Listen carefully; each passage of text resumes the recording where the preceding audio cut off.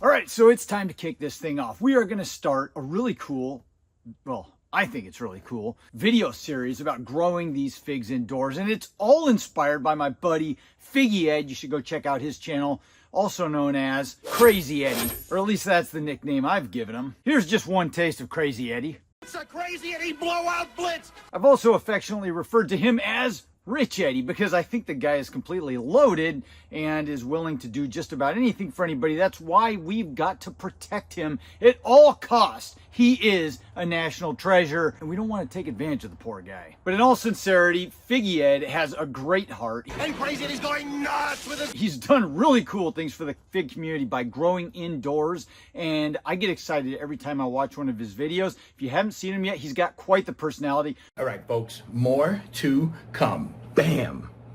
That's how Mike does it. I just copied Mike. I bet. Actually, I shouldn't do that. I'm not stealing his stuff, man. Sorry.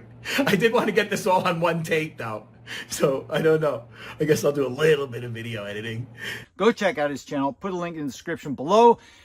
Without further ado, let's get this little series started right. And we're going to do that with a Black Madeira KK. All right, so we're back and it's time to make miracles happen here. So I'm going to take this Black Madeira fig. It's a Black Madeira KK. I got it to root through the last month sitting indoors after I cut that off. It was an air layer. We're going to get this guy potted up now, and first thing I need to do is cut it away from all of these little guys. This peat moss is starting to dry out in here. There we go.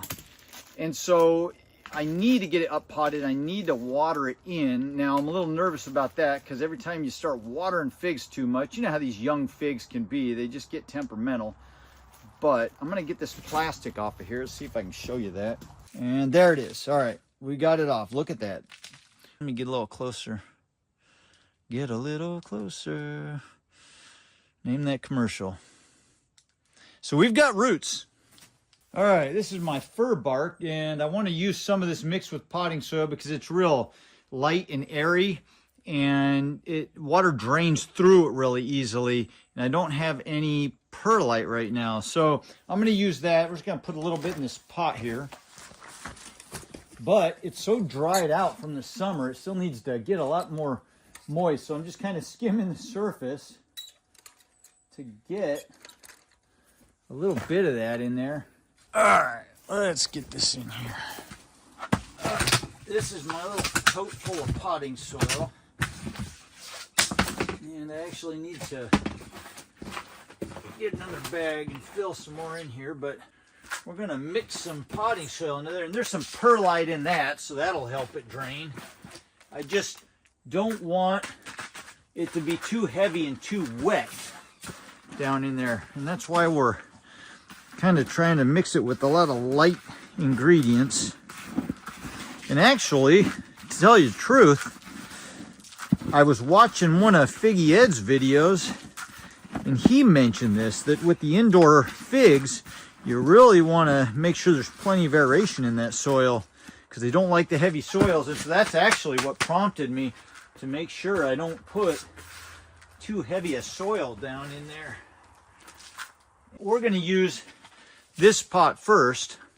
So we're just going to see how things grow in this, and then I'm going to up pot it to that grow bag. So I've got plenty of potting soil here now. All right, so I am going to start filling this pot. Look at all of them roots and all of those little root initials along there. So I'm going to kind of put it down in the soil a little bit. So this will be my first shot with these rootmaker pots as well. Kind of excited to see how this goes. I think we're going to do real well with them. All right, so now what I think I'm going to do here, show you that. I've got this fertilizer, and it's just a well-rounded fertilizer for fruiting plants that I use on the figs during the summer, but I'm going to use them on this guy right now. But what I'm also going to do is water this in with Miracle Grow so we can get some immediate nitrogen down in there. So here we are. I'm going to set it back under the lights. Now, right now, this is just my T8 bulbs, and in fact I switched out a couple of them to LED bulbs, but there's only 4 bulbs. I've only got this on 12 hours a day. I think at some point I'm going to up this to about 14 to 16 hours a day, but this is not going to grow ultimately under here. I just don't have my little area set up yet quite for this. So it's just going to go right back under these lights. It'll probably be a few more days or a week before I get them under the LED lights. But here we are. We're indoor now. We're potted up in the rootmaker pot. Thank you, Steve from Grow New Plants, for showing me these awesome pots.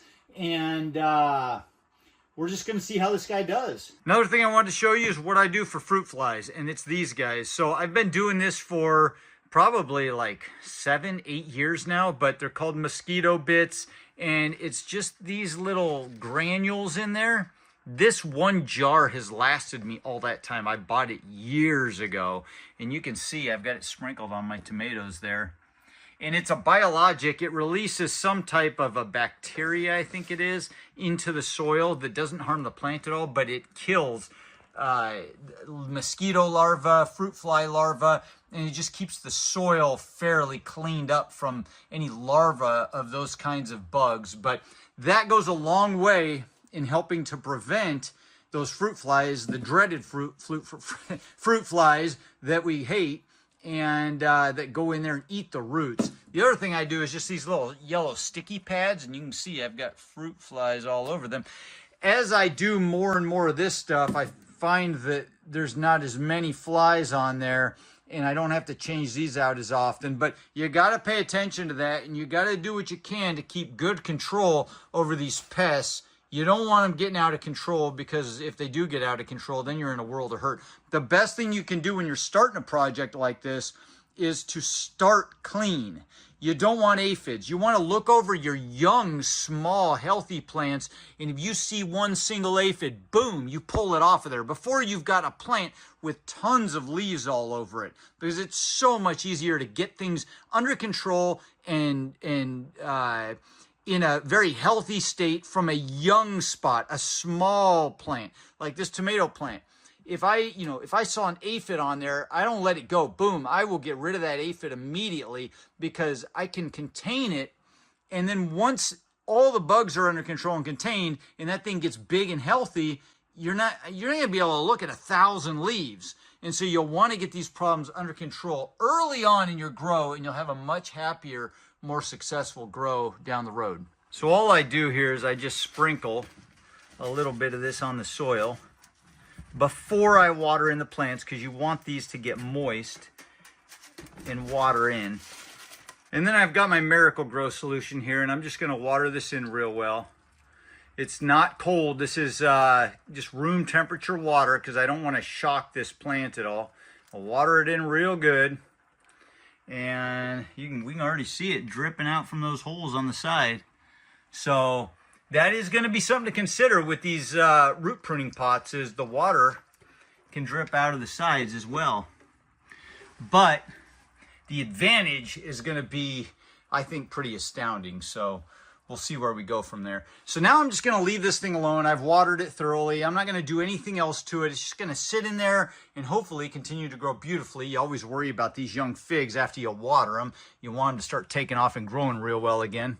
Get some of them roots covered.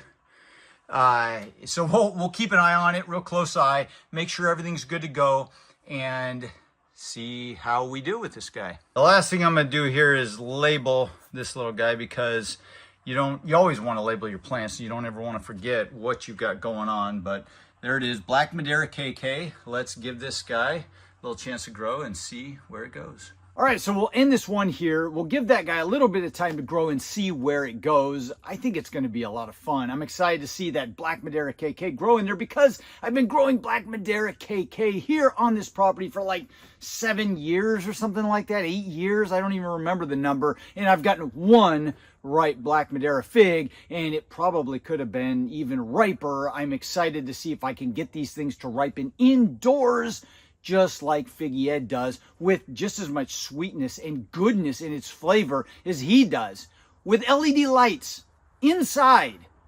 I couldn't be more excited about that. I think this is going to be fun. I think we're going to learn a lot. I think I've already learned a lot by Figgy Ed, and well, I guess we'll just call it a go right now and see you guys in the next video. Adios. It's a crazy Eddie blowout blitz. Crazy Eddie's not playing with the full deck because he's practically giving away TVs, VCRs, microwave ovens, stereo rack systems, video camcorders, and anything and everything in home entertainment, and lots of home appliances too. Remember, we are not undersold, we will not be undersold, we cannot be undersold, and we mean it. It's a Crazy Eddie blowout blitz, and Crazy Eddie's going nuts with his lowest sale prices ever. See Crazy Eddie now, his blowout blitz sale prices are insane.